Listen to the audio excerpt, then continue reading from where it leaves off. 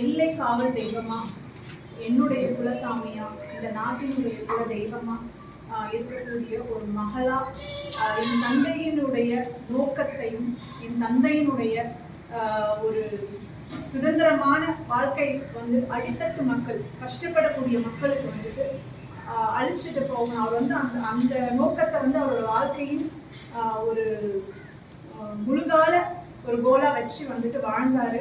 அதை நோக்கி அவர் ஏதாவது செய்யணும்னு ரொம்ப முயன்றுதான் முடிவு இந்த மாதிரியான சூழ்நிலைகள் ஆனது. ஆனா அப்படி இருந்தாலும் அவரோட உயிரான என்ன அந்த செயலை எடுத்து நிறுத்தி நடத்துறதுக்கு இன்னைக்கு விட்டுட்டு போயிருக்கிறாரு. அதை சப்போர்ட் பண்ணி அந்த கொள்கைகளின்படி நடந்து கொண்டிருக்கும் நாம் தமிழர் கட்சி, அந்த கொள்கைகளை உருவாக்கிய செந்தமிழன் சீமான், என் சித்தப்பா, என்னுடைய சித்தி கைல்வெளி அவர்கள் எனக்கு இந்த அரிய வாய்ப்பை, ஒரு எத்தனையோ கட்சிகள் இதுக்கு முன்னாடி ஜாதி ரீதியாகவும் இருந்திருக்கலாம், நான் இருந்த கட்சிகளும் இருந்திருக்கலாம். ஆனால் வந்துட்டு நீங்கள் ஒரு கட்சிக்குள்ளே வரும்போதே நீங்கள் வந்துட்டு போட்டியிடணும்னு சொல்லி நீங்கள் வந்து உங்கள் அப்பாவுக்காக, உங்கள் அப்பாவோட அந்த நோக்கத்தை வந்துட்டு நிறைவுபடுத்துறதுக்காக நீங்கள் வந்து மக்கள்கிட்ட போகணும், மக்கள் சேவை செய்யணும் அப்படின்னு சொல்லி எனக்கு ஒரு உந்துதலாக இருந்து எனக்கு இந்த வாய்ப்பை அளித்ததுக்கு அவங்களுக்கு பெரிய நன்றியை நான் தெரிவிச்சுக்கிறேன்.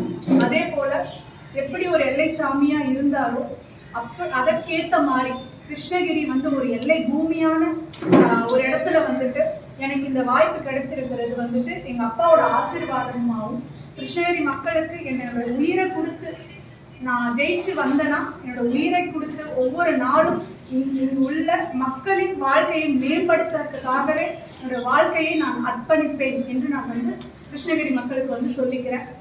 நிறைய திட்டங்கள் வந்து தீட்டி வச்சிருக்கிறேன். ஏன்னா இங்கே வந்து விவசாயிகள் அதிகம், மலைவாழ் மக்கள் அதிகம், படித்தவர்களும் இருக்கிறாங்க. ஒரு அடித்தட்டு மக்கள், வேலை இல்லாத இளைஞர்கள் நிறைய பேர் இருக்காங்க. இவர்கள் ஒவ்வொருத்தருக்கும் நிறைய வந்து இவர்களுடைய வாழ்க்கை மேம்பாட்டு பண்ணுறதுக்கு வந்துட்டு நிறைய விஷயங்கள் செய்யணுன்ற ஒரு குறிக்கோளோட, ஒரு கனவோட வந்துட்டு இந்த இடத்துல என் மக்களிடம் வந்து நான் இன்னைக்கு ஒரு வீரனுடைய பொண்ணா உங்ககிட்ட நான் வந்து நிற்கிறேன். எனக்கு வந்துட்டு நீங்கள் எல்லாருமே சப்போர்ட் பண்ணணும், எனக்கு கை தூக்கி விடணும், எனக்கு உங்கள் ஓட்டு வந்துட்டு முக்கியம் வேணும். ஏன்னா நான் அப்போதான் உங்களுக்காக நிற்க முடியும். என்னோட வாழ்க்கையை வந்து என் தந்தையின் நோக்கத்துக்காக நான் அர்ப்பணிக்க முடியும்.